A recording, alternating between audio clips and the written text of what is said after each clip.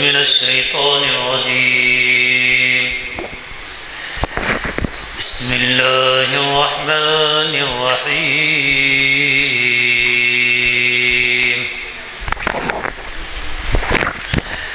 لو أنزلنا هذا القرآن على جبل لرأيته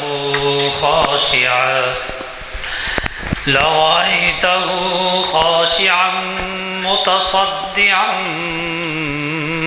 من خشية الله. وتلك الأمثال نضربها للناس لعلهم يتفكرون. هو الله الذي لا إله إلا هو عالم الغيب والشهادة هو الرحمن الرحيم. هو الله الذي لا إله إلا هو الملك القدوس السلام المؤمن المهيمن العزيز الجبار المتكبر. سبحان الله عما يشركون. هو الله الخالق البارئ المصور له الأسماء الحسنى يسبح له ما في السماوات والأرض وهو العزيز الحكيم. صدق اللہ العظیم. جس کو اقبال نے بڑی اچھی انداز میں ایک دن رسول پاک نے اصحاب سے کہا دے مال راہ حق میں جو ہوں تم میں مالدار. ارشاد سن کے فرط طرف سے عمر اٹھے اس روز ان کے پاس تھے درہم کئی ہزار. دل میں یہ کہہ رہے تھے کہ صدیق سے ضرور بڑھ کر رکھے گا آج قدم میرا راہوار. لائے غرض کے مال رسول امی کے پاس ایثار کی ہے دست نگر ابتدائے کار. پوچھا حضور سرور عالم نے اے عمر اے وہ کہ جوش حق سے تیرے دل کو ہے قرار. رکھا ہے کچھ عیال کی خاطر بھی تو نے کیا مسلم ہیں اپنے خویش و اقارب کا حق گزار. کی عرض نصف مال ہے فرزند و زن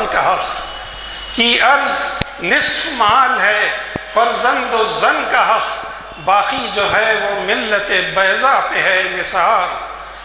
اتنے میں وہ رفیق نبوت بھی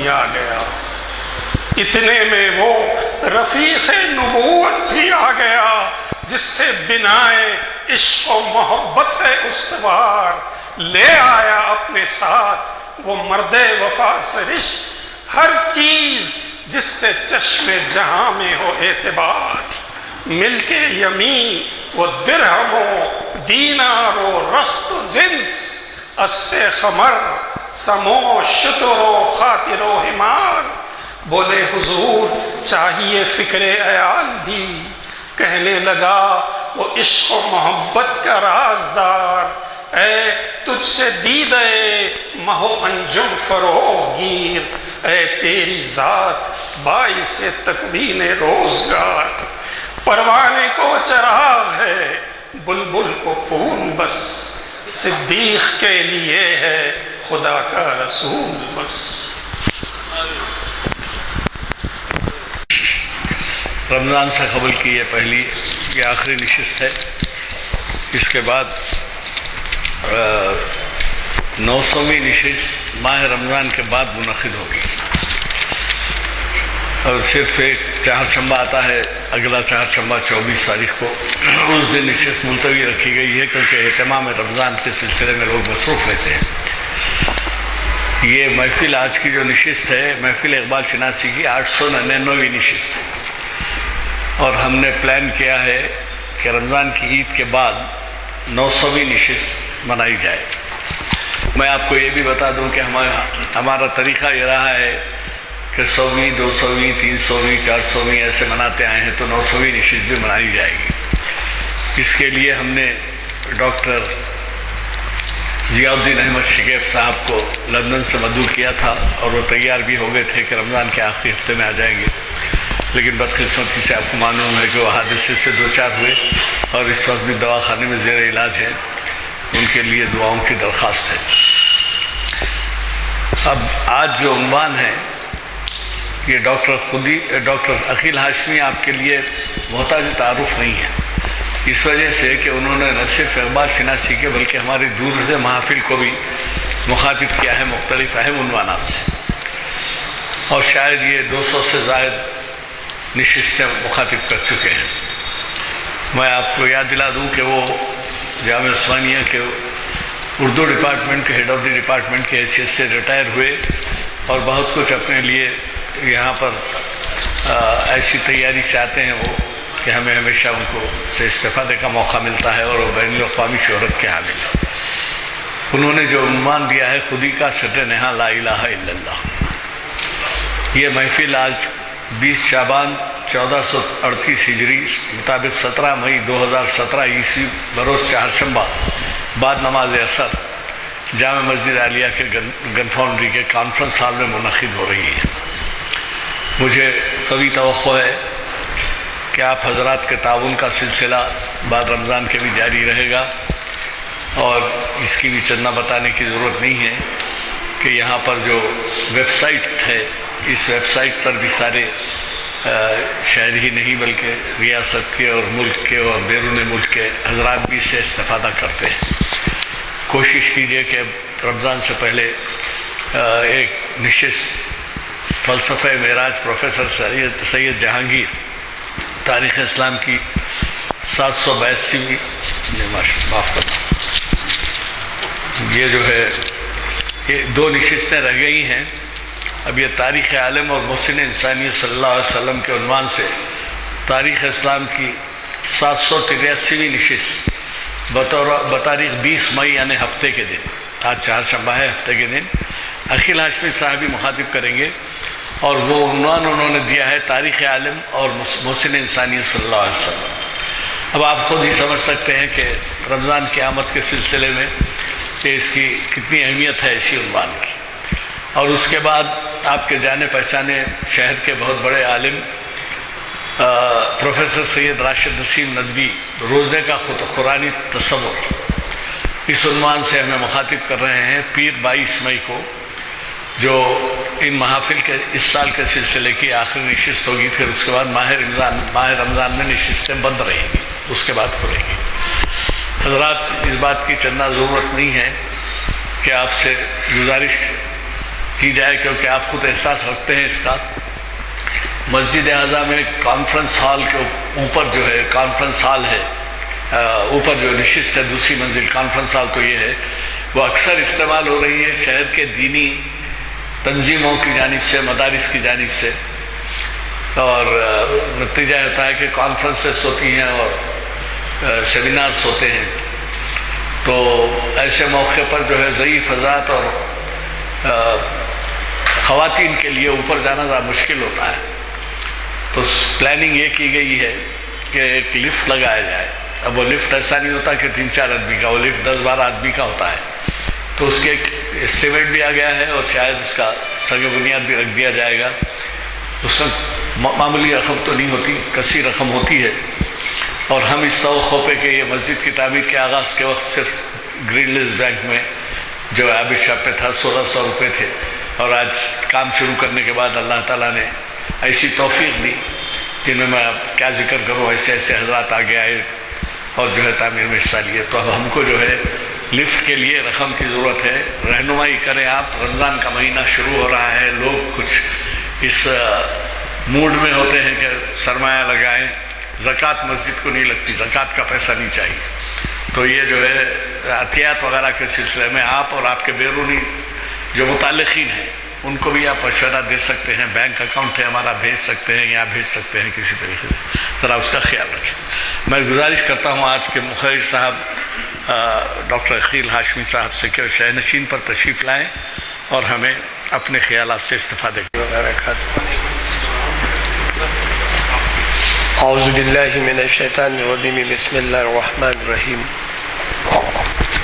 لقد كان لكم في رسول الله أسوة حسنة، صدق الله مولانا العظيم وفي مقام آخر، إن الله وملائكته يصلون على النبي يا أيها الذين آمنوا صلوا عليه وسلموا تسليما۔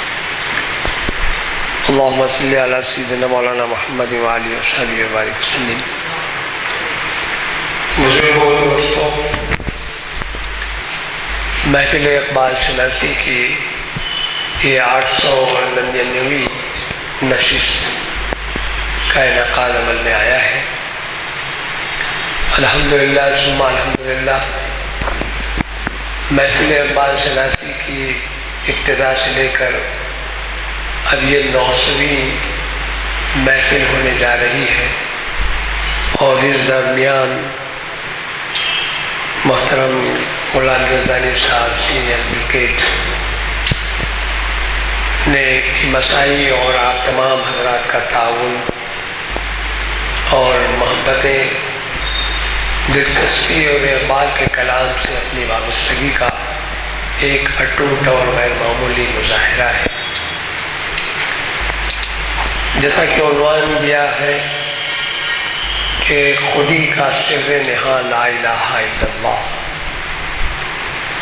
یہ دراصل اقبال کی ایک مکمل نظم کا عنوان یا پہلا مصرع ہے۔ ضرب کلیم کی ابتدا اسی نظم کے عنوان سے ہوتی ہے کہ لا الہ الا اللہ، اور اقبال نے اپنی دانش میں محبت رسول، اطاعت الہی اور معاشرے میں مسلمانوں کی جو کیفیت، حالت اور ان کی عظمت رفتہ اور موجودہ صورتحال جو اس زمانے میں تھی اور آئندہ زمانوں میں جو اس کے امکانات تھے، اس پر انہوں نے ایک بہترین انداز سے اظہار خیال کیا ہے۔ سب سے بڑی بات تو یہ ہے کہ کلمہ طیب جو ایمانی حیثیت سے مسلمانوں کا ایک امتیاز ہے کہ لا الہ الا اللہ، اور اس کا جو دوسرا جز ہے وہ ہے محمد رسول اللہ۔ عجیب بات ہے کہ قرآن میں یہ کلمہ ایک جگہ ہم کو نہیں ملتا، کہیں لا الہ الا اللہ ملتا ہے اور کہیں محمد رسول اللہ ملتا ہے، لیکن بنیادی حیثیت سے مسلمانوں کے لیے یہ ایمان کا، ایقان کا، عظمت کا، رسول اللہ صلی اللہ علیہ وسلم کی اطاعت کا، اوامر و نواہی کے اعلان کا ایک غیر معمولی مظاہرہ ہے۔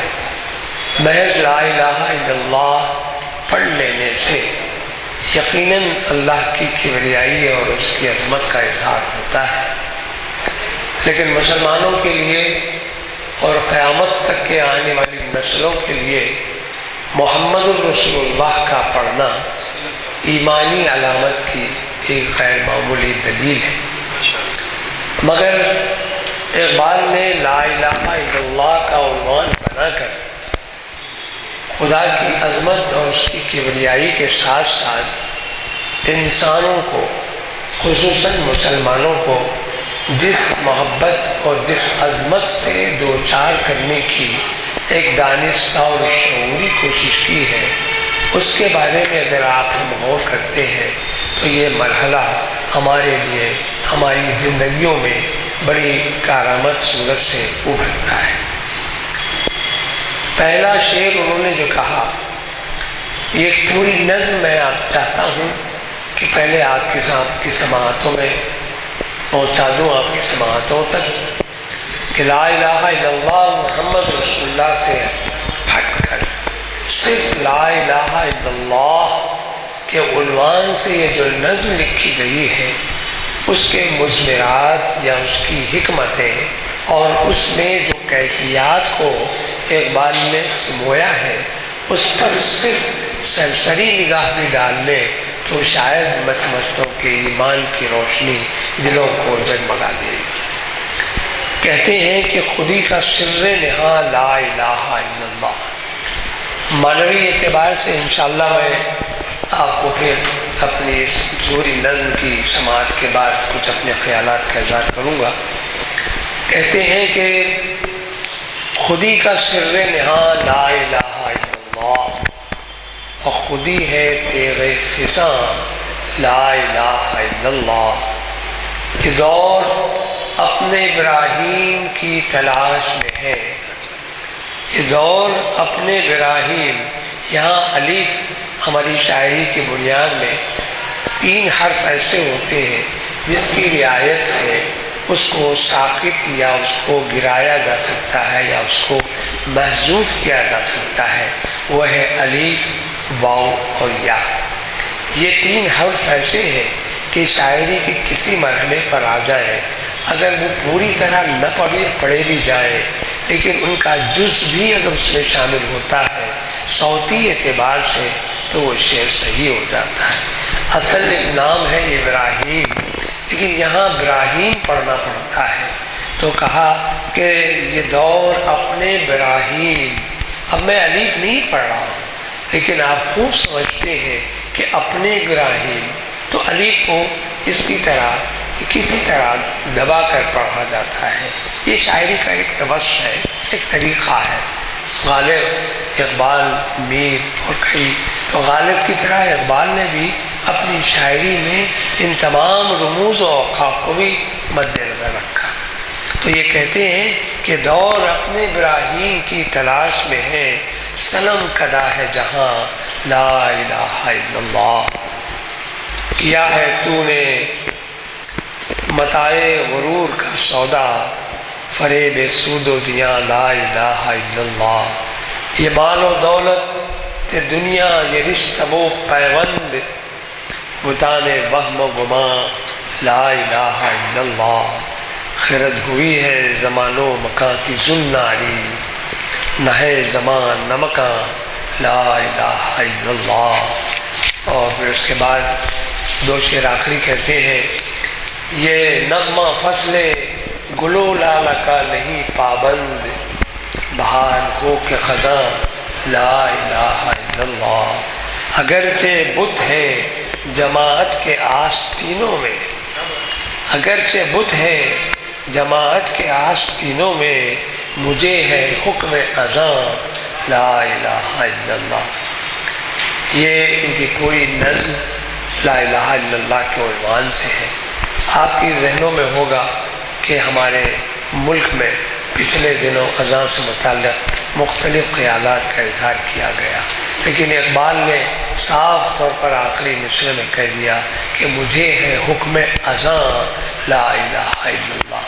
میں شاید وقت ملے تو اس طرف بھی تھوڑی سی روشنی ڈالوں گا کہ اذان کا مفہوم کیا ہے، اذان کیا چیز ہے، اذان کی اہمیت کیا ہے، اذان کی عظمت کیا ہے، اذان ہمارے لیے کیا مقام و مرتبہ رکھتی ہے۔ لیکن مقصود میرے پاس وہ مصرع اول ہے کہ جس میں خودی کا انہوں نے اظہار کیا۔ میں آپ کی خدمت میں عرض کروں کہ اقبال کی مکمل شاعری کا اگر آپ جائزہ لیں، اقبال کی شاعری کو چاہے نظمیں پڑھیں شاعری کے عنوان سے، اگر ان کی نثر کو بھی اگر آپ دیکھتے ہیں تو وہ ایک لفظ کے اطراف یا محور یا مرکز کے انداز میں وہ لفظ آپ کو ملتا ہے، وہ لفظ خودی۔ خودی، یہ خودی کیا ہے؟ خودی کے بارے میں اگر ہم سوچتے ہیں تو اس میں کئی معنی، کئی زاویے، کئی پہلو سامنے آتے ہیں، لیکن 2 باتیں آپ کے ذہن میں رہنا چاہیے جس کو ہم انگریزی میں ایگو کہتے ہیں، انانیت، میں پن عام زبان میں، اور ایک لفظ آتا ہے سیلف، یعنی خود نگری یا خود سیلف سفیشینٹ یا سیلف ایگونیس۔ تو دو لفظ آپ کو انگریزی میں مترادف ملتے ہیں خودی کے، لیکن اقبال کا کمال یہ ہے، ان کی شاعری کا سب سے بڑا انداز یہ ہے کہ اس خودی کو انہوں نے انانیت سے نکال دیا، انہوں نے میں پن سے ہٹا دیا، اپنے غرور اور تکبر سے انہوں نے اس کو ماورا کر دیا، اور خودی کو انہوں نے ایک نسبت دے دی وہ انسانی اہمیت اور انسانی خدمت سے۔ اور وہ خاص طور پر جب ان کی فارسی مثنویوں پر ہماری نظر پڑتی ہے تو دو مثنویاں ان کے سامنے ملتی ہے، ایک اسرار خودی اور دوسرے رموز بے خودی۔ لیکن یہ دونوں مثنویوں کے بارے میں شاید ہمارے اہل علم اور دانشوروں نے اتنی اہم باتوں کی طرف اشارے کیے ہیں کہ وہ بجائے خود ایک مکمل عنوان اور مکمل ایک کتاب کی صورت سے بھی لکھی جانے والی کیفیات ہیں۔ لیکن یہاں میں آپ کی خدمت میں یہ عرض کروں گا کہ اقبال نے خودی کو مختلف زاویوں سے پیش کرنے کے بعد اصل زاویہ نگاہ کو آپ کے پیش نظر رکھتے ہوئے وہ خودی کو صرف اور صرف دو معنوں میں استعمال کرتے ہیں۔ وہ ایک کہ خودی خود یعنی انر کانشسنس، ضمیر کی آواز، اور جس کو ہم خودی کہتے ہیں، اور اس کے دوسرے پہلے ہوئے اگر ہم غور کرتے ہیں تو ایک اس کے ساتھ ہی ایک لفظ ملتا ہے بے خودی۔ خودی کو اگر حضوری کہیں، خودی کو کہیں حاضری کہیں، خودی کو موجودگی کہیں، خودی کو اپنی ذات کہیں، تو پھر بے خودی کا یہ معنی نہیں کہ آپ اپنے حواس کھو بیٹھیں، اپنے احوال سے بے خبر ہو جائیں، اپنے کیفیات اور اپنے اطراف سے غافل ہو جائیں۔ خودی کے بے خودی کے ہرگز معنی یہ نہیں ہے، بے کے معنی خالی کے ہیں، نہیں کے ہیں، جیسا کہ ہمارے پاس کہا جاتا ہے کہ بسم اللہ الرحمن الرحیم، بسم اللہ الرحمن الرحیم کہ کہا یہ اصل دیکھا جائے قرآنی اعتبار سے وہ ہے اسم اللہ الرحمن الرحیم، اسم اللہ الرحمن الرحیم کہ اللہ کے نام سے نہیں، اللہ کا نام جو رحمان و رحیم ہے، لیکن حکم پروردگار ہوا کہ پڑھ، شروع کر، آغاز کر، ابتدا کر بے، اور بے کے معنی ہوتے ہیں شروع کرنا، بسم اللہ الرحمن الرحیم۔ تب اب ہم مسلسل جب پڑھتے ہیں بے اسم، جیسا کہ ابھی میں ابراہیم کی بات کہہ رہا تھا، تو پروردگار عالم جو مالک الملک ہے، وہ قادر المطلق ہے، وہ اپنے کلام کے ذریعے سے ان باتوں کی طرف بھی انسانوں کو اور مسلمانوں کو توجہ دلاتا ہے کہ دیکھو میرے نام کی ابتدا کرنے کا طریقہ تم کو سکھاتا ہوں کہ بسم اللہ الرحمن الرحیم کہ شروع کرو اللہ کے نام سے۔ تو یہاں بھی اس بات کا ہے کہ بے خودی کی یہ ہرگز معنی نہیں ہے کہ خودی سے اپنے آپ کو دور کر دیں، غافل ہو جائیں، بلکہ یہاں اقبال نے بے خودی کے معنوں میں جماعت یا ذات سے ہٹ کر اپنے سے دوسروں کی طرف اشارہ کرنے کا ایک شعور دیا ہے۔ خودی جب اپنے آپ کو کہہ رہا ہے، کوئی انسان اپنی انانیت کے بارے میں کہہ رہا ہے، اپنے ضمیر کی طرف اشارہ کر رہا ہے، تو بے خودی کے عنوان سے انہوں نے جماعت کی طرف اشارہ کیا، ملت کی طرف اشارہ کیا۔ اسی وجہ سے کہا کہ ربط قائم فرد قائم، ربط ملت سے ہے تنہا کچھ نہیں، ربط فرد قائم، ربط ملت سے ہے تنہا کچھ نہیں، موج ہے دریا میں اور بیرون دریا کچھ نہیں۔ تو معلوم یہ ہوا کہ خودی میں فرد ہے اور بے خودی میں جماعت ہے، ملت ہے۔ یہ جو کانسیپٹ ہے، یہ جو نظریہ ہے یہ صرف اور صرف میں سمجھتا ہوں کہ اقبال کے فلسفیانہ دماغ کی اختراعی کیفیت کا ایک نتیجہ ہے کہ انہوں نے بتایا کہ خودی بظاہر خود اپنے آپ کی پہچان ہے، اور کیوں نہ ہو۔ صحیح بات تو یہ ہے کہ صوفیاء میں خصوصاً ایک حدیث جو ہمارے پاس بہت زیادہ پڑھی جاتی ہے، بلکہ یہ کہا جاتا ہے کہ وہ حدیث سے زیادہ حضرت علی کرم اللہ وجہ کا قول ہے کہ من عرف نفسہ فقد عرف ربہ، کہ جس نے اپنی ذات کو پہچانا، جس نے اپنے نفس کو پہچانا، اس نے گویا خدا کو پہچانا۔ تو معلوم ہوا کہ پہچان کس کی ہونا چاہیے؟ اپنے آپ کی، اپنی خودی کی، اپنی ذات کی۔ تو معلوم ہوا خودی کے دو معنی ہمارے سامنے آئے، وہ یہ کہ ایک تو عرفان ذات ہے اور دوسرا اگر ہے تو عشق ذات ہے۔ ایک عشق ذات ہے اور ایک عرفان ذات ہے۔ ہم اپنی ذات سے بہت عشق کرتے ہیں، ہم اپنی ذات سے بہت محبت کرتے ہیں۔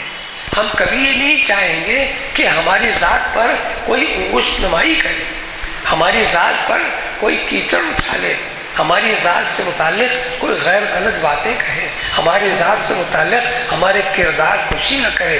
مگر ہماری ذات کا عرفان اس وقت ممکن ہے جب ان تمام کیفیت سے واقف ہوں، یعنی اپنی ذات سے عشق کرنا سمجھے۔ تو معلوم ہے کہ اپنی ذات سے عشق کس کو نہیں ہوتا؟ اپنی ذات سے جو محبت ہوتی ہے وہ شاید میں سمجھتا ہوں کہ دنیا کا کوئی فرد انکار کر سکے۔ ایک معمولی شعور رکھنے والا بھی، ایک بہت ہی کم پڑھا لکھا شخص بھی، اس کو اپنی ذات کی اہمیت کا پورا اندازہ ہوتا ہے۔ وہ کہتا ہے کہ میں ہوں، میرا وجود ہے، اور اس میرے وجود کی اہمیت ہے۔ اس اہمیت کا معاملہ یہ ہے کہ میں خود اپنی ذات سے محبت کرتا ہوں۔ جب اپنی ذات سے محبت کرتا ہے تو یہ اس کا عشق ذات ہے۔ جب وہ عشق ذات سے اپنے آپ کو وابستہ کرتا ہے تو پھر اس کو عرفان ذات بھی ہو جاتا ہے۔ عرفان کے معنی اپنے آپ کی پہچان ہے، جیسا کہ کہا گیا من عرف نفسہ، جس نے اپنے نفس کو پہچانا، اپنے نفس سے واقف ہوا، فقد عرف ربہ، کہ جس نے گویا اپنے رب کو پہچانا۔ تو یہاں اقبال کی کیفیات کا اندازہ کیجئے کہ انہوں نے کس زاویے کے ساتھ اس خودی کو سر نہاں لا الہ الا اللہ کہہ دیا۔ اب لا الہ الا اللہ کے معنی کیا ہے؟ کہ نہیں ہے کوئی معبود سوائے اس پروردگار، اس برحق، اس وحدہ لا شریک کے۔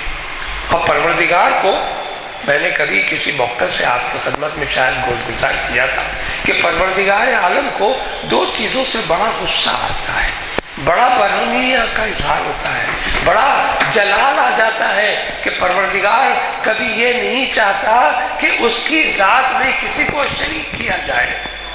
وہ مشرک کو کسی قیمت پر برداشت نہیں کر سکتا، کبھی مغفرت کی منزلوں میں نہیں سوچتا۔ معلوم ہوا کہ اس خدا کی ذات میں شرک کرنا سب سے بڑا عظیم گناہ ہے۔ اور پروردگار کا عالم یہ ہے کہ وہ وحدہ لا شریک، وہ ہمیشہ تنہا و قائم و باقی، ہمیشہ ابد الآباد میں رہنے والی ہستی۔ اس کو جیسا کہ قرآن میں خود کہا گیا، اور وحدہ لا شریک کی بہترین تفسیر کے لیے سورہ اخلاص ہمارے پاس موجود ہے۔ پروردگار عالم نے اپنے نبی سے فرمایا قل هو اللہ احد، کہہ دیجئے اے پیغمبر برحق کہ اللہ ایک۔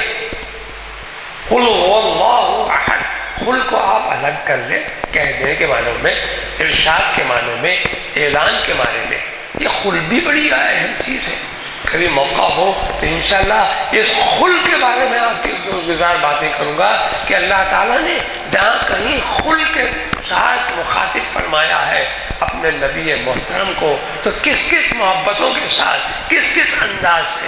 تو کہنے والے نے یہ کہہ دیا کہ پروردگار کو یہ کتنا پسند ہے کہ اپنی کہی ہوئی بات کو اپنے رسول کے منہ مبارک سے سننا چاہتا ہے، اپنے دہن مبارک سے نہیں بلکہ رسول مکرم کے محبت کے منہ مبارک سے، آپ کے دہن مبارک سے سنا۔ قل کہہ کر پروردگار اپنی کہی ہوئی بات کہہ رہا ہے۔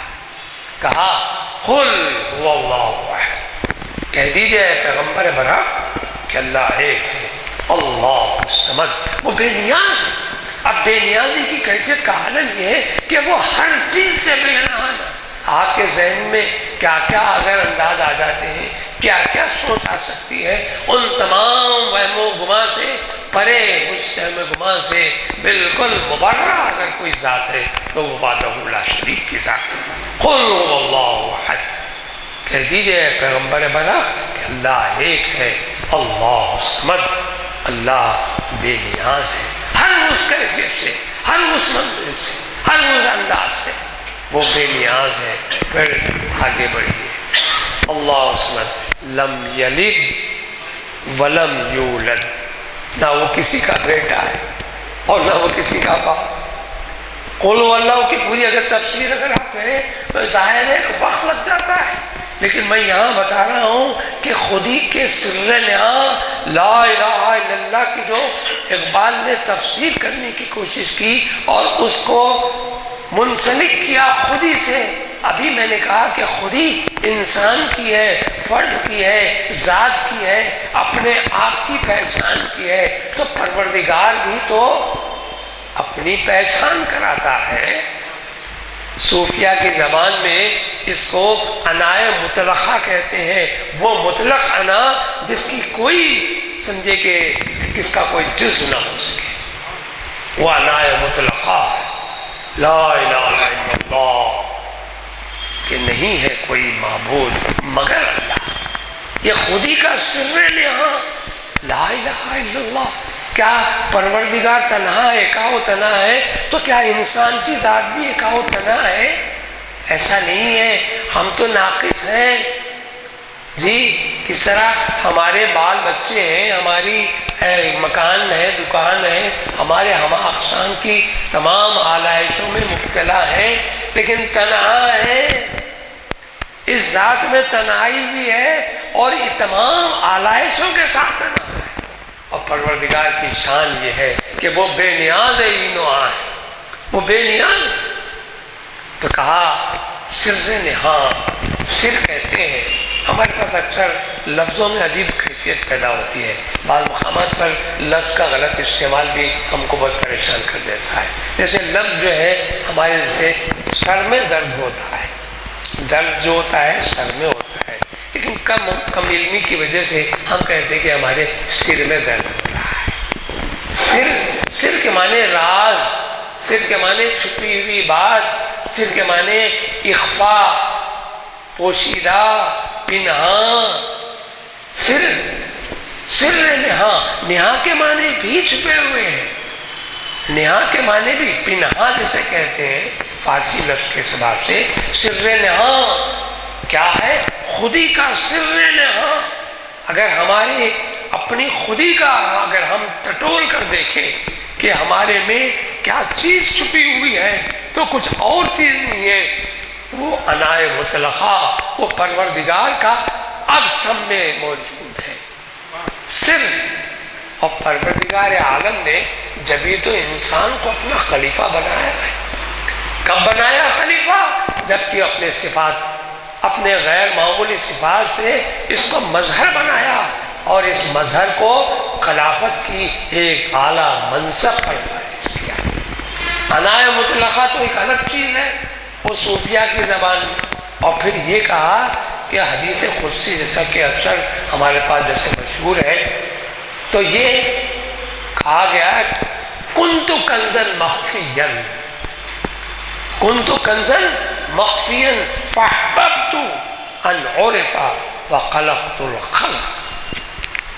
یہ حدیث قدسی کے بارے میں بھی میں آپ کے خدمت میں عرض کروں کہ حدیث قدسی اس کو کہا جاتا ہے کہ جس کا سیدھا سیدھا راز تعلق سرکار دو عالم صلی اللہ علیہ وسلم اور پروردگار عالم سے ہوتا ہے، کہ وہ تمام باتیں جو پروردگار عالم نے اپنے محبوب رحمت للعالمین کو عطا فرماتا ہے، لیکن اس کا داخلہ قرآن میں نہ ہو لیکن آپ کی سماعت میں آ جائے اور آپ مومنین کے لیے ہدایت کے لیے آپ فرما دیتے ہیں تو پھر وہ حدیث قدسی کہلاتا ہے۔ بیچ میں راوی نہیں ہوتا، اس کا راوی سیدھا سیدھا راوی، نہ لانے والا وہی کا لانے والا فرشتہ ہوتا ہے اور نہ اس کا کوئی راوی۔ تو معلوم ہے کہ حدیث قدسی میں پروردگار عالم کے ذریعے سے یہ بات سامنے آئی۔ حضور اکرم صلی اللہ علیہ وسلم نے فرمایا کہ کنت کنزا مخفیا، کنز کہتے ہیں خزانے کو، چھپے ہوئے، کنت کنزا مخفیا، میں ایک چھپا ہوا خزانہ تھا، فاحببت، اور مجھے حب ہوئی، مجھے خواہش ہوئی، مجھے ایک طرح کا جذبہ میرے میں پیدا ہوا، کیا ان عرفا، کہ پہچانا جاؤں میں کون ہوں۔ ہماری عادت رہی ہے کہ جب ہم کسی محفل میں آتے ہیں تو ایک دوسرے کے لیے اجنبی ہوتے ہیں، ایک دوسرے کے لیے اجنبی ہوتے ہیں، وہاں ایک تعارف کا مرحلہ بھی ہمارے سامنے آتا ہے، تو اپنا تعارف خود کرواتے ہیں یا کوئی تعارف کروانے والا ہمارا درمیان میں موجود ہوتا ہے، تب ہمارے پاس معلوم ہوتا ہے کہ فلاں صاحب فلاں مقام و مرتبے کے حامل ہیں، فلاں عظمتوں کے حامل ہیں، تب معلوم ہوا کہ ان کی شخصیت یا ان کی ذات یا ان کی جو فردیت ہے وہ اہم ہے۔ تو یہاں بھی کہا گیا ہے کنت کنزا مخفیا، میں ایک چھپا ہوا خزانہ تھا، ان عرفا وخلقت الخلق، میں چاہا کہ پہچانا جاؤں، مجھے اپنے کو تعلق ہوئی، فاحببت، وہ ہوئی کہ میں پہچانا جاؤں، فخلقت الخلق، اور پھر میں نے پورے عالم کو پیدا کر دیا۔ تو معلوم کیا ہوا، پروردگار نے اپنی پہچان کے لیے یہ کائنات کی تشکیل فرمائی ہے۔ کائنات کی تشکیل کی فرمانے کا مقصد کیا تھا کہ یہ کائنات کا ذرہ ذرہ اس کی کبریائی کی شہادت دے، اس کی کبریائی، اس کی عظمت کو مانے، اس کی پرستش کرے، اس کی عبادت کرے اور اپنے آپ کو اسی کی محبت اور اسی کی عشق میں اپنی زندگی کو صرف کر دے۔ تو کنت کنزا مخفیا صوفیہ کا ایک انداز ہے کہ پروردگار عالم نے جس طرح ان کی فکر میں یہ بات ذہن میں ڈالی اور رسول اکرم کے ذریعے سے یہ بات سامنے آئی، تو پھر معلوم ہوا کہ خودی کا سر نہاں لا الہ الا اللہ۔ کس کی خودی؟ کیا پروردگار کی خودی؟ نہیں، بلکہ آپ کی خودی جو آپ کے اندر موجود ہے، آپ کے انر کانشیس میں، آپ کے ضمیر میں، آپ کے دل میں، آپ کے ذہن کو میں بعد میں رکھوں گا، کیونکہ عقل ہمیشہ وہ دور ہوتی ہے، عقل دور ہوتی ہے، مگر دل کا معاملہ بڑا قریب ہوتا ہے۔ جی، عقل گو آستہ سے دور ہے، اس کی تقدیر میں حضور نہیں، آستہ سے دور، آزاد دور ہے۔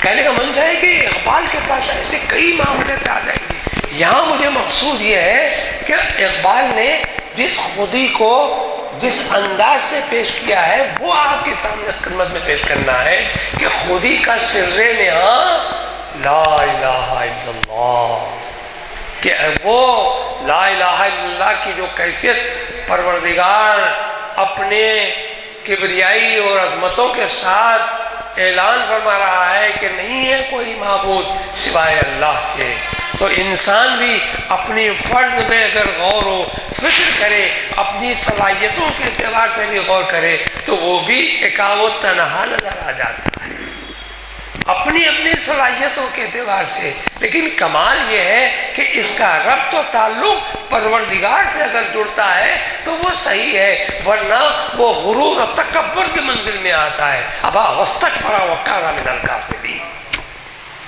کہ جس نے تکبر کیا اور مارا۔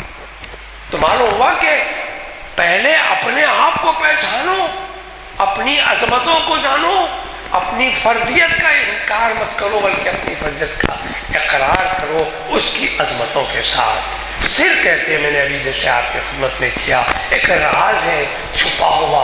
کس کا راز ہے؟ اس پروردگار مطلق کا جو آپ کے دل میں موجود ہے، آپ کی ذات میں موجود ہے، اور وہی خودی ہے جس کو کہ آپ انا کہتے ہیں۔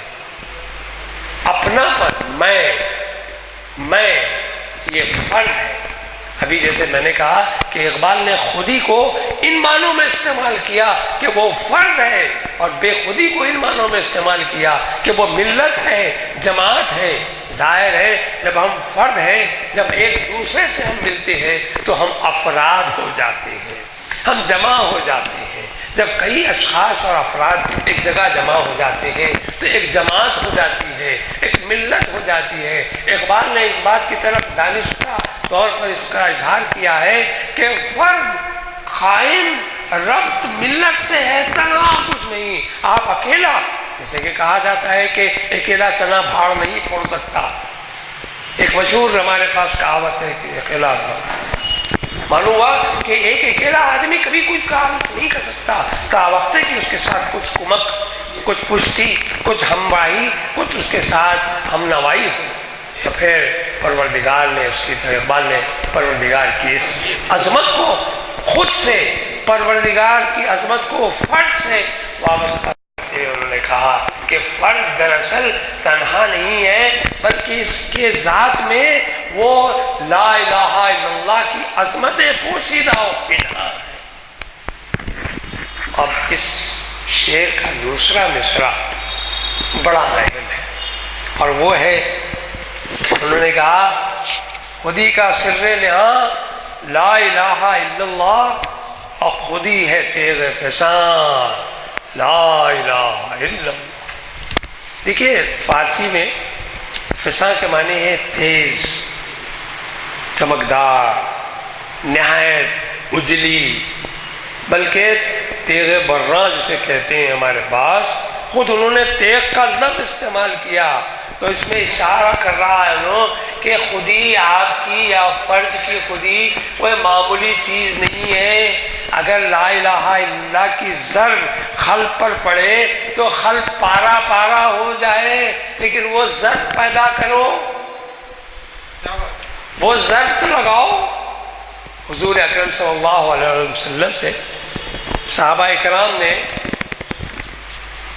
فرمایا، عرض کیا کہ یا رسول اللہ آپ ہم کو یہ بتائیں کہ ذکر کس طرح کیا جائے، ذکر اور ذکر پروردگار کس طرح کیا جائے اور کیا ذکر کیا جائے۔ تو روایتوں میں آیا ہے، اور خصوصاً حضرت علی کرم اللہ وجہ کو، جن کو کیا ہے انا مدینۃ العلم والباغ کی منزلوں کا ایک اعزاز حاصل ہے، آپ نے فرمایا کہ یا علی میرے پاس آؤ۔ آپ نے عملی طور پر مظاہرہ کرتے ہوئے کہا کہ اپنے سر کو خلق کی طرف سے لے کر آسمانی کی طرف لے چلو۔ کس کے ذریعے سے؟ لا کے ذریعے سے، کہ نہیں، انکار کی طرف سے، نفی کی طرف سے، کہ نہیں، لا الہ الا اللہ، کہ نہیں ہے کوئی معبود مگر اللہ۔ مگر یہ لا الہ الا اللہ جب بولیں گے تو یہ الا اللہ کے ساتھ خلق پر اللہ کی ضرب لگے۔ رسول اکرم صلی اللہ علیہ وسلم نے ذکر کا یہ طریقہ تو بتایا، کیوں کہ ذکر کرنے سے جو خلق کی کثافت ہوتی ہے، اس میں جو ظلمت ہوتی ہے، اس میں جو ہما اقسام کی آلائشوں کا آماجگاہ بنی ہوئی ہوتا ہے دل، ان سب کا انکار ہوتا ہے، کٹ جاتی ہے باتیں جب پروردگار کا اعلان کرتے ہیں کہ نہیں ہے کوئی معبود مگر اللہ۔ یہی اقبال کا درس ہے کہ خودی کا سر نہاں لا الہ الا اللہ، اور پھر اس کے بعد کہہ رہے ہیں کہ خودی ہے تیغ فسان، ایک ایسی تلوار ہے، ایسی تیغ ہے کہ اگر کسی کے قلب پر پڑے تو وہ قلب پارا پارا ہو جائے، ٹکڑے ٹکڑے ہو جائے۔ کبھی کبھی تو ہم نے اپنے بزرگوں سے سنا کہ کچھ ایسے اہل اللہ بھی تھے کہ جب وہ کسی پر نظر بھرپور ڈالتے تو وہ کانپ جاتے تھے، ان کی زندگیوں میں ایک زلزلہ پیدا ہو جاتا تھا۔ بلکہ بعض بزرگوں کے بارے میں یہ کہا کہ یہ سنا گیا کہ جب وہ اپنی نظروں سے بہت ہی غیر معمولی طور پر خلق پر توجہ کرتے تو وہ آدمی مرغ بسمل کی طرح تڑپنے لگتا تھا۔ یہ کیفیت کب پیدا ہوگی؟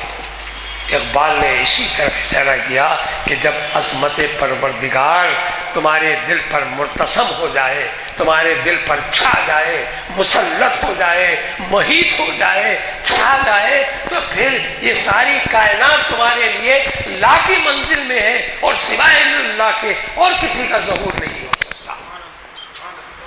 یہ بات اقبال کے نزدیک بہت اہم تھی، تبھی تو انہوں نے ضرب کلیم، نام سے ظاہر ہے کلیم کا ضرب ہے، ضرب کلیم اللہ، حضرت موسیٰ کلیم اللہ کا جو ضرب ہے وہ عصائے موسوی جب دریا پر پڑتا ہے تو پھر عالم ہی کچھ ہے۔ جب رسول حضرت موسیٰ علیہ السلام کے معجزات میں جہاں کئی معجزے ہیں، وہاں یہ دو معجزے تو لازمی طور پر سبھی کو یاد ہیں کہ پروردگار کے حکم سے رسول اکرم سے وہ حضرت موسیٰ علیہ السلام کو یہ معجزہ عطا کیا گیا کہ جب وہ پتھر پہ مارتے ہیں تو چشمے برآمد ہو جاتے ہیں۔ وَإِذِ اسْتَسْقَىٰ مُوسَىٰ لِقَوْمِهِ فَقُلْنَا اضْرِبْ بِعَصَاكَ الْحَجَرَ فَانْفَجَرَتْ مِنْ حُسْنَةَ عَشْرَةَ عَيْنًا۔ آپ دیکھیے 12 چشمے پھوٹ پڑے۔ بنی اسرائیل کی قوم، انہوں نے کہا کہ موسیٰ ہم کو پانی کی پیاس لگی ہے، پانی فراہم کیجئے۔ عجیب قوم تھی بنی اسرائیل، اور آج بھی عجیب ہے۔ یہ خدا کی عظمتوں کے منکر، خدا کی رحمتوں کے منکر، ہمیشہ اپنے آپ کو طلب کے ساتھ منسلک کرنے والے موسیٰ سے کہتے ہیں موسیٰ آپ کے اپنے خدا سے کہیے کہ پانی دے۔ موسیٰ نے کہا کہ ہاں میں دعا کروں گا۔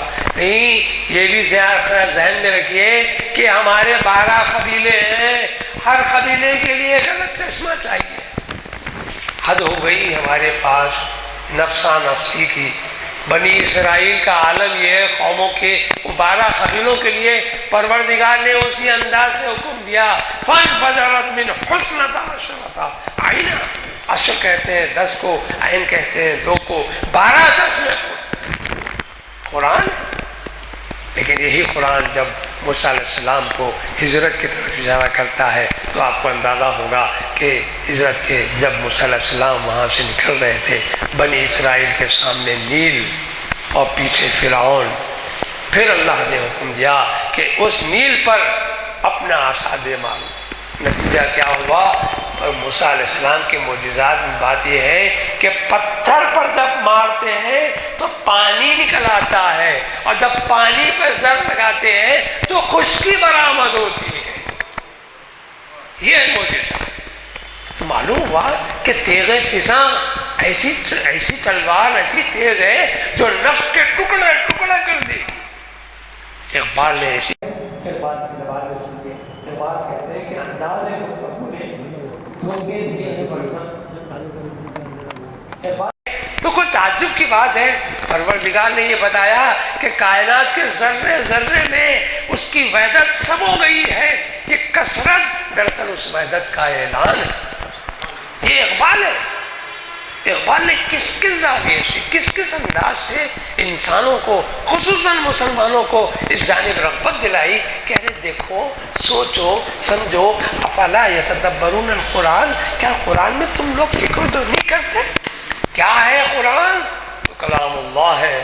پھر اس کے بعد اقبال نے کہا کہ ایک انسان کی جو انانیت ہے اس کا صفایا کرنا، اس کا ملیا میٹ کرنا، اس کو فنا کرنا خدا سے غربت کی علامت ہے۔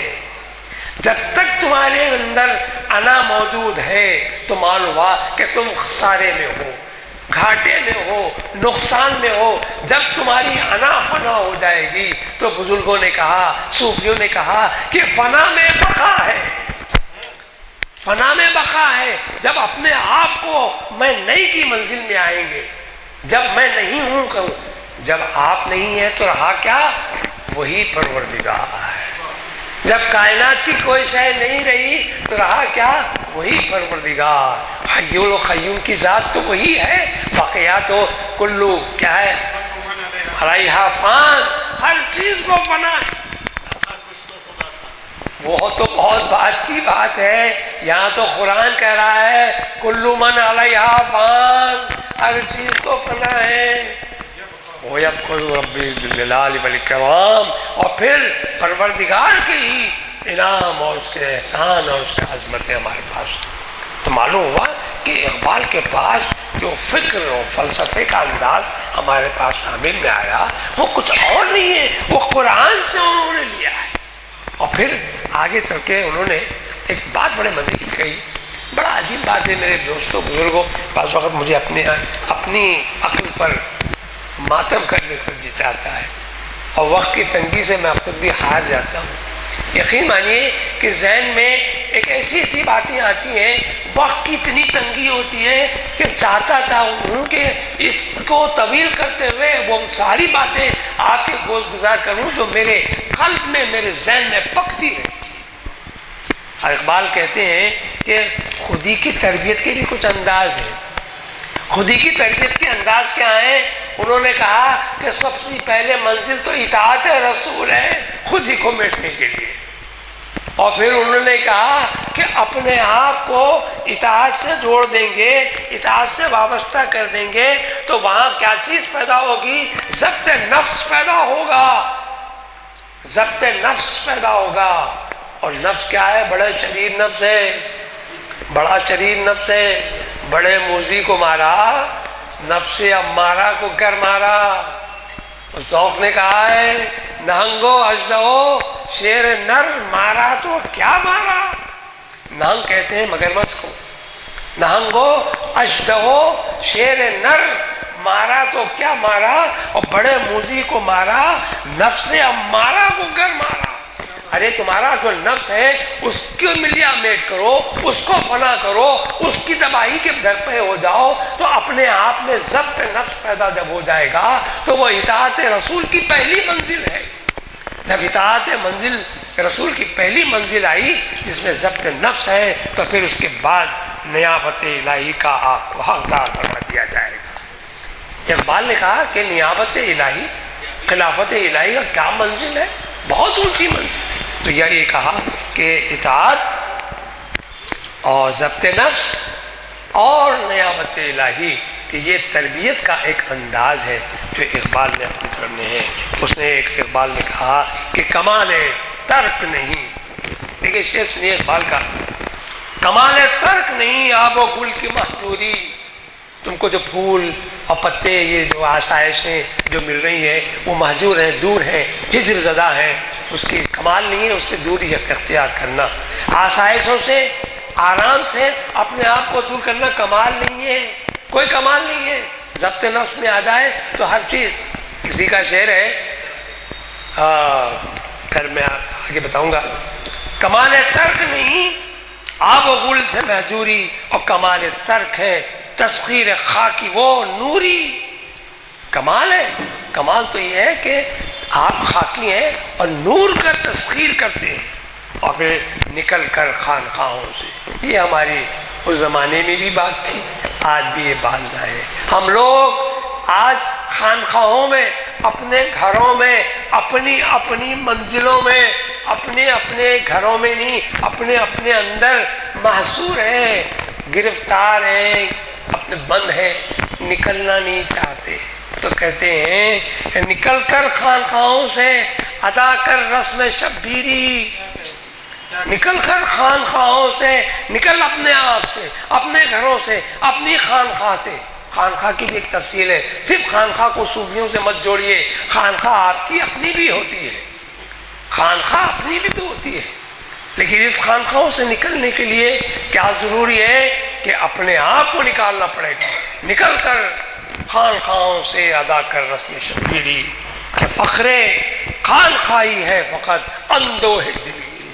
خالی اللہ پر مدد فرما، اللہ عمل نہیں کریں گے، اللہ معاف کرنا، عمل سے زندگی بنتی ہے، جنت بھی جہنم بھی۔ اگر آپ عمل نہ کریں تو ایک کھلی کا دانہ آپ کے منہ میں نہیں پہنچ سکتا۔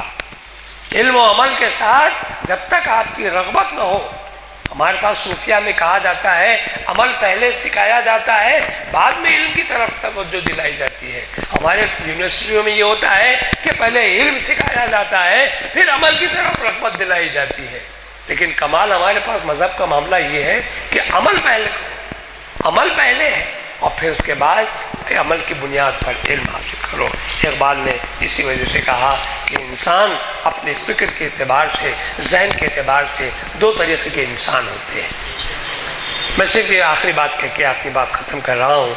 انسان ساری دنیا میں دو ہی قسم کے ہوتے ہیں، ایک کا ذہن غلامانہ ہوتا ہے، ایک کا ذہن پستی کا حامل ہوتا ہے، اور ایک کا ذہن جو ہے آزاد ہوتا ہے، اور آزاد ذہن ہمیشہ آزاد ہوتا ہے اور اپنے اختیار کلی کا حامل ہوتا ہے۔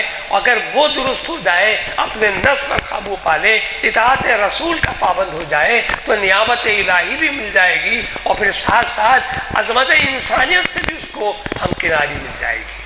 تو اقبال کے پاس یہ جو فلسفہ ہے، یہ جو کیفیت ہے، یہ جو تعلیم ہے، سر نہا کی جو کیفیت انہوں نے بتائی ہے، ایک تیغ، اور پھر آگے پڑھتے جائیے، جیسے کہ میں نے ابتدا میں اپنی نظم کو سنائی، اس کا ہر شعر اپنے اندر ایک ایسی معنویت رکھتا ہے کہ آپ یقین کریں کہ ہر شعر کی تفسیر بجائے خود ایک مقام و مرتبے کی حامل ہو جاتی ہے۔ میں سمجھتا ہوں کہ انسان کا جو دل وہ ایک آئینہ ہے۔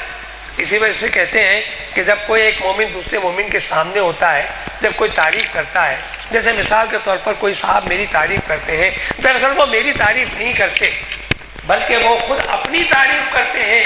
کیوں کہ میرا دل اگر آئینہ ہے تو ان کا عکس میرے دل میں نظر آتا ہے۔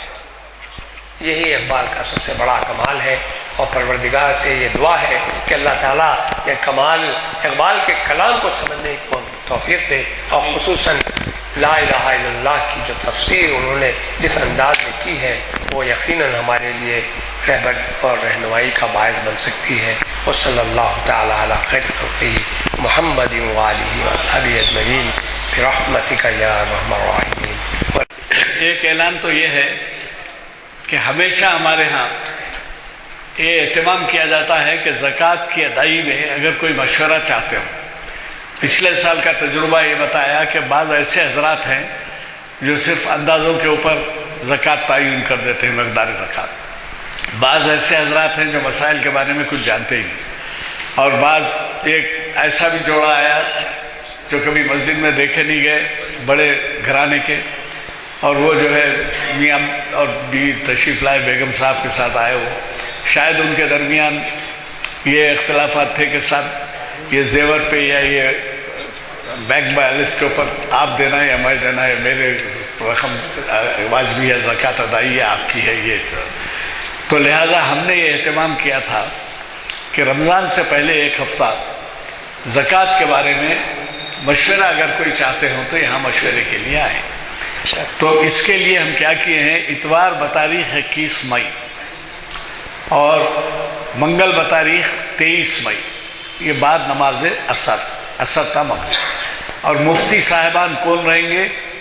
مفتی محمد مکرم محی الدین صاحب اور مفتی محمد عرفان صاحب، یہ صفات بیت المال کے مفتی صاحبان ہیں جو پچھلا تجربہ بھی رکھتے ہیں۔ ہم اس وجہ سے اور رکھے ہیں کہ محفل کے دن اگر رکھیں تو مشکل ہوتی ہے اوقات کی ایڈجسٹ کرنے میں، تو لہٰذا آپ سے گزارش ہے کہ نہ صرف آپ، ممکن ہو آپ میں کئی ایسے ہوں گے جو زکوٰۃ آپ پر لازم نہیں آتی، لیکن آپ اپنے حلقوں میں مشورہ دے سکتے ہیں کہ زکوٰۃ کا دیکھیے صلاۃ کے ساتھ ذکر کا کلام مجید میں جو ہے صلاۃ کے ساتھ زکوٰۃ کا جو ذکر ہے شاید 24 مرتبہ ہے، 24 سے زیادہ ہے، تو صلاۃ اور جی زکوٰۃ 90 کے اوپر جب تذکرہ ہے، معاف کرنا میں ذہن میرا کام نہیں کر رہا تھا، اقیموا الصلاۃ وآتوا الزکاۃ وارکعوا مع الراکعین۔ جی ہاں، تو اب آپ اس سے اندازہ لگائیے کہ اس کی کتنی اہمیت ہے، اور آپ اس کا بھی اندازہ لگائیے کہ لوگ جو ہیں جو بارڈر پہ ہیں جن پہ زکوٰۃ واجب ہوتی ہے، لازم ہوتی ہے، وہ بھی اندازے لگاتے ہیں، اور جن کے اوپر جن کا سرمایہ ہوتا ہے، ظاہر سرمایہ ایک شکل میں نہیں ہوتا، کسی کا بینک میں سرمایہ ہوتا ہے، کسی کا بزنس میں سرمایہ ہوتا ہے، پھر شرط یہ ہے 1 سال کی، یہ تمام چیزیں ہیں، لیکن کیا کرتے ہیں اندازہ لگا کے نکال دیتے ہیں، تو کس قدر غلط بات ہے۔ اگر اندازے میں آپ زائد نکالتے ہیں تو چلو آپ کو ثواب ہوگا، لیکن اگر اندازے میں اگر کم نکالتے ہیں تو پھر ایسا ہے جیسے آپ کو یہ نماز چھوڑ دی ہے، ایسی بات ہوگی اگر اس کے ساتھ ذکر ہے اس کا تو میرے خیال میں آپ اس بات پہ ذہن میں رکھیے کہ آپ یہ لوگوں کو آپ کے لیے اعلان نہیں ہے بلکہ آپ کے حلقے میں، آپ کی مسجد میں، ہر جگہ یہ اعلان کر سکتے ہیں آپ کہ مفتی محمد مکرم محی الدین صاحب اور مفتی محمد عرفان صاحب، یہ مفتی صاحبان 21 تاریخ کو اور 23 تاریخ کو موجود رہیں گے دونوں بھی، اور ایسا ٹیبل چیئر ڈال دے کے آپ تخلیہ میں ان سے بات کر سکتے ہیں۔ یہ ضرورت نہیں ہے کہ آپ کسی کو بتائیں کہ آپ کا سرمایہ کیا ہے اور آپ کے زکوٰۃ کتنی دے رہے ہیں کیا ہے، بتانا ہے، لیکن مشورے کے لیے آپ کو موقع فراہم کیا جا رہا ہے۔ تو مجھے یہ اہم اعلان کرنا تھا۔ دوسرا اعلان یہ تھا کہ اردو کی ہماری زبان کے کچھ پرچے آئے ہیں، جو صاحبین لینا چاہیں لے لیں، اور تیسرے یہ کہ ہمارے محافل کی جو فہرستیں ہیں، تینوں محافل کے فہرستیں 1 تاریخ سے آخر تک تاریخ کے ساتھ سیریل نمبر، اب جیسا 899 اقبال کا ہے تو ایک پہلا جو خطاب ہوا تھا اس تاریخ سے 899 تک کی فہرست آپ کو ملے گی، تاریخ ملے گی، عنوان ملے گا، مقرر ملے گا۔ اگر کسی کو چاہتے ہیں تو وہ ہمارے شبیر صاحب سے ربط پیدا کریں اور لے لیں۔ اور آخر میں آپ سے گزارش کروں گا کہ ہمارے پروفیسر ضیاء الدین احمد شکیب صاحب، جن سے آپ بخوبی واقف ہیں، وہ بہت ہی بڑا مقام مرتبہ رکھتے ہیں، صرف آپ کے حیدرآباد میں نہیں بلکہ ہندوستان میں ہی نہیں بلکہ بین الاقوامی رکھتے ہیں، اور جب بھی وہ یہاں آتے ہیں 2-3 مہینے کے لیے لندن میں مقیم ہیں تو ان کو جو ہے یہاں سے کبھی بمبئی جانا پڑتا ہے، کبھی دلی جانا پڑتا ہے، کبھی انڈونیشیا، کبھی فلاں کبھی فلاں، تو ان کے لیے دعا کرنا بھولیے نہیں۔ وہ آج 15 دن سے 2 ہفتے سے ٹکر کھا کے وہ حادثے میں وہ ہوئے اور اس کے بعد ابھی تک صحتیاب نہیں ہوئے۔ میں آج کے ہمارے مخرج صاحب سے چونکہ اذاں کا وقت ہو چکا ہے دعا کی گزارش کرتا ہوں۔ سوال کرنا چاہ رہے ہیں؟ جی فرمائیے۔ ربنا وتقبل دعاء ربنا اغفر لنا ذنوبنا واسرافنا في امرنا وثبت اقدامنا وانصرنا على القوم الكافرين یا الہ العالمین۔ پروفیسر ضیاء الدین شکیب صاحب کو صحت عاجلہ و کاملہ سے سرفراز فرما، ان کے خدمات کو اللہ تعالیٰ ہمارے لیے مستفید ہونے کا موقع عنایت فرما۔ اللہ تعالیٰ ان کے ظاہری جو بیماریوں میں وہ مبتلا ہے ان عارضوں کو فل فور صحت سے بدل دے۔ اللہ تعالیٰ سے قوی اور اس کی رحمتوں سے ہمیں امید ہے کہ اللہ تعالیٰ انہیں صحت عاجلہ و کاملہ